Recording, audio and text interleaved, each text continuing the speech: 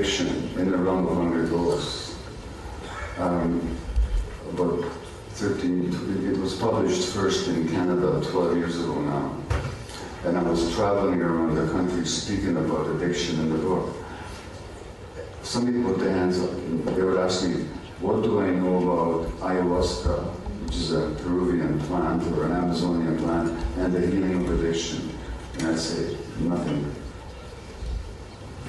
Next time I give another talk and somebody else will put their hand up in a different city. What do you know about ayahuasca and the healing of addiction? And I'd say, nothing. Third city. What do you know about ayahuasca? I got so sick of the question. What are you asking me about one thing I don't know anything about? I just spent years writing this book and they asked me about something I knew nothing about. And then somebody said, you know, you could try ayahuasca in Vancouver. You don't have to go to Peru. Because there was a Peruvian shaman coming up to Vancouver to lead a ceremony. So I participated. And half an hour after I did this terrible tasting, awful tasting brew, and they started singing, and I started crying. I started crying because my heart was so open. They were tears of love is what they were. Not just love for my wife and my children, but just love. My heart just opened up. And I realized how closed my heart has been all my life. My heart was really closed. And I also realized why it was closed. Because when I was a small child, and my heart was really open.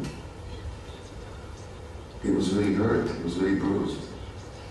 It was bruised when I was born, it was born when I was 2 weeks old, and my mother didn't take me up and I was crying.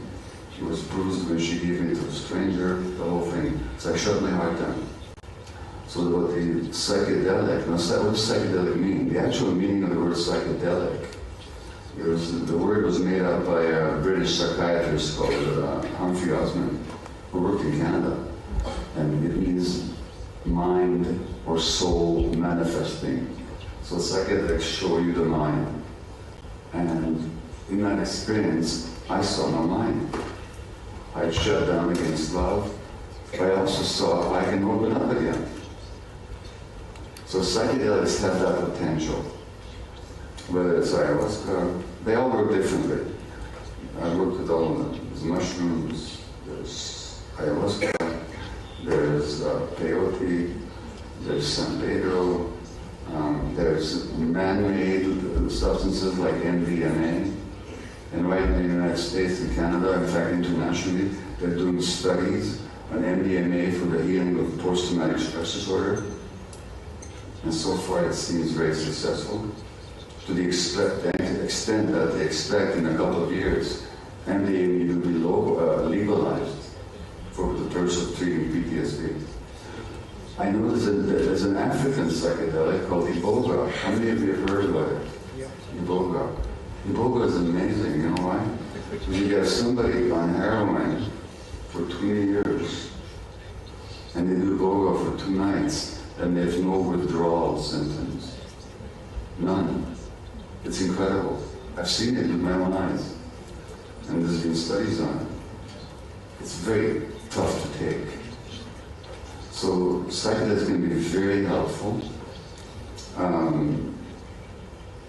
They're not for everybody. Some people shouldn't take them.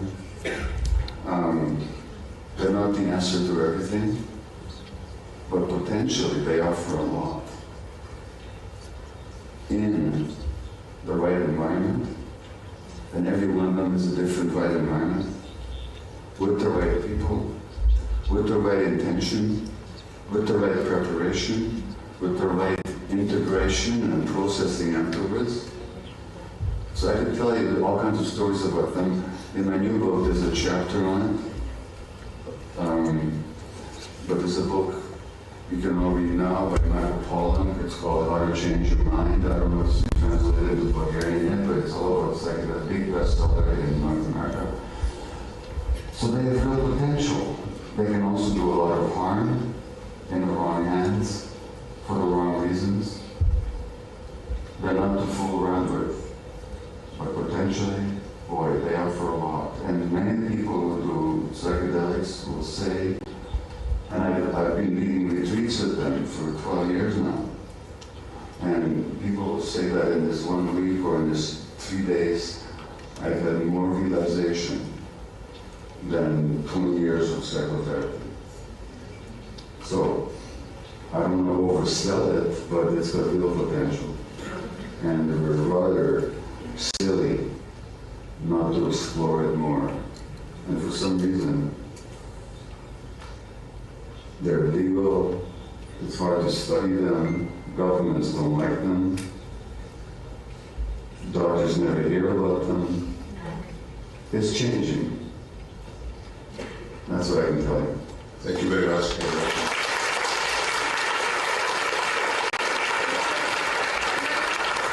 It's incredible. You can smoke all the cigarettes you want and kill yourself, but you can't do ayahuasca because it's illegal.